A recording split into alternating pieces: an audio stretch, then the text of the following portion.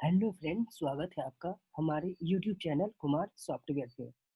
ये मेरा CSS 3 से रिलेटेड 8 ट्यूटोरियल्स हैं। इस ट्यूटोरियल्स में हम लोग CSS आउटलाइन पढ़ने वाले हैं। तो आइए देखते हैं कि आउटलाइन क्या होता है। तो पिछले ट्यूटोरियल्स में मैंने आप लोग को बॉर्डर पढ़ाया था। तो बॉर्डर ये मेरा पिछले ट्यूटोरियल्स का प्रैक्टिकल है जिसमें मैंने आप लोग को बॉर्डर बताया था। ये मेरा बॉर्डर है। अब मेरा रिक्वायरमेंट क्या है कि ये जो मेरा बॉर्डर है, इस बॉर्डर के ऊपर मैं कुछ और कलर देना चाहता हूँ, ऐसे ही।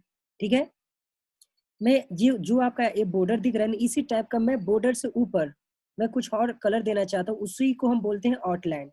आउटलाइन में क्या होता है कि आपका ये जो बॉर्डर है, बॉर्डर के जस्ट ऊपर आपका आप दूसरे कलर दे सकते हो, इसी को बोलते हैं आउटलाइन।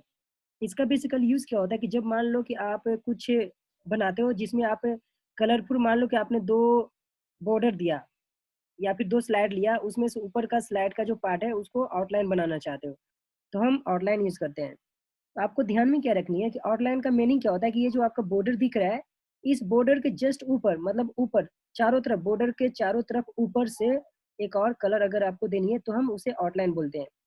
तो आइए देखते हैं कि आउटलाइन के क्या-क्या टाइप्स होते हैं। तो मैंने आप लोग को बताया था बॉर्डर के बारे में कि बॉर्डर के 3 प्रॉपर्टी होते हैं, वैसे ही आपका आउटलाइन का भी 3 प्रॉपर्टी होते हैं। तो यहाँ पर मैं आप लोग को एक बात बताना चाहूँगा रिमेंबर पर्पस के लिए, कि जो आपने बॉर्डर में यूज़ किया था ना प्रॉपर्टी, वही आपका आउटलाइन में प्रॉपर्टी होगा। सिर्फ यहाँ पर बॉर्डर की जगह पर मैंने आउटलाइन लिखा है। देखो, है ना, ये आउटलाइन है। यहाँ पर आउटलाइन विड्थ है, स्टाइल है और कलर है। तो पिछले ट्यूटोरियल्स में मैंने आप लोग को बॉर्डर स्टाइल बताया था, उसके भी 10 टाइप्स थे। वैसे ही यहाँ पर भी आउटलाइन स्टाइल के भी 10 टाइप्स है। तो ये आपका स्टाइल, ये जो आउटलाइन का 10 स्टाइल है, ठीक है, आउटलाइन के 10 स्टाइल है ये। जो आपका बॉर्डर में था सेम यही है, लेकिन यहाँ पर सिर्फ आपको आउटलाइन लिखनी है। वैसे ही आपका इसका शॉर्टकट भी लिखने का होता है।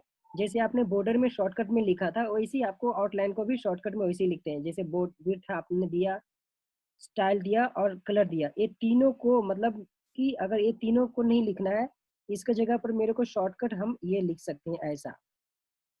ये आपका जो बॉर्डर था सेम वैसा ही है, लेकिन आपका डिफरेंट क्या है कि आउटलाइन में क्या होता है कि आपका ये जो बॉर्डर है उसके जस्ट ऊपर एक और कलर बन जाएगा।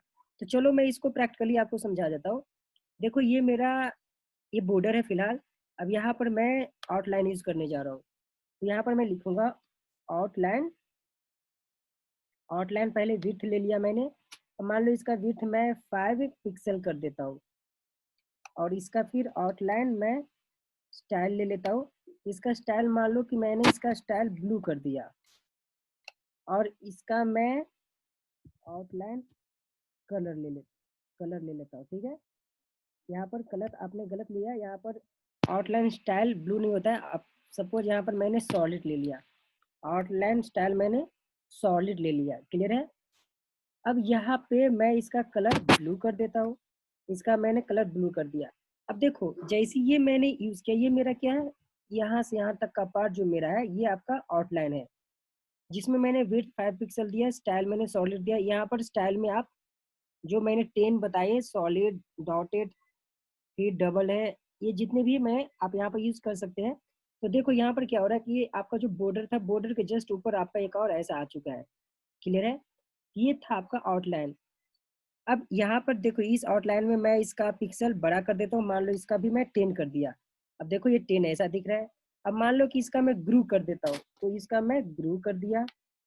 अब देखो ये ग्रू हो गया ऊपर का, है ना, ये आपका ग्रू हो चुका है। तो ये था आउटलाइन यूज करने का। तो आउटलाइन में क्या होता है कि ये बॉर्डर के जस्ट ऊपर आपको इसी टाइप का ऐसा दिखानी है, तो हम लोग आउटलाइन यूज करते हैं।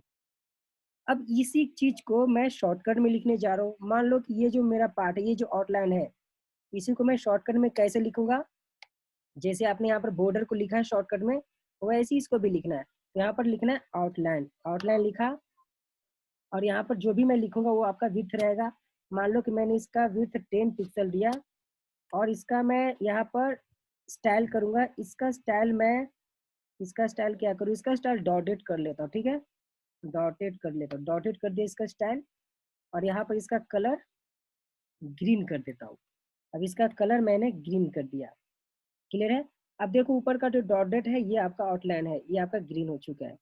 अगर आपको डॉटेड नहीं करने हैं, आपको सॉलिड ही रखनी है, आप सॉलिड ही रख दो। अब देखो ये मेरा सॉलिड हो चुका है। तो ये आपका शॉर्टकट वे था, ये शॉर्ट हैंड था यूज करने का आउटलाइन का। तो ये आपका आउटलाइन और बॉर्डर दोनों सेम ही जैसा है, सिर्फ डिफरेंट क्या है कि आपको बॉर्डर के जस्ट ऊपर, बॉर्डर से ऊपर चारों तरफ इस टाइप का अगर आपको चाहिए तो हम लोग आउटलाइन यूज करते हैं। आई होप कि आप लोग को समझ में आ चुका होगा कि आउटलाइन हम कैसे यूज करते हैं और इसका मीनिंग क्या हुआ।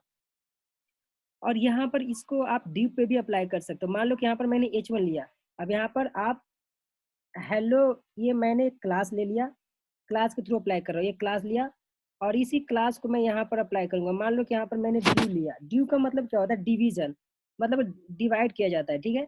अब इस ड्यू को मैंने क्लोज भी कर दिया। अब इसी ड्यू के अंदर में, इस ड्यू के अंदर में क्या लिखना पड़ता है, यहाँ पर मेरे को क्लास लिखना पड़ता है। यहाँ पर मैं क्या लिखूंगा, क्लास मैंने लिखा इक्वल टू, और यहाँ पर क्लास का नेम क्या है, हेलो, तो यहाँ पर लिख दो हेलो। अब देखो मेरा कलर चेंज हो चुका है, मतलब कि आउटलाइन और बॉर्डर मेरा आ चुका है। आई होप कि आपको ये पॉइंट समझ में आ चुका होगा कि आउटलाइन का यूज क्या होता है। आज इस ट्यूटोरियल्स में इतना ही। Thank you, bye bye.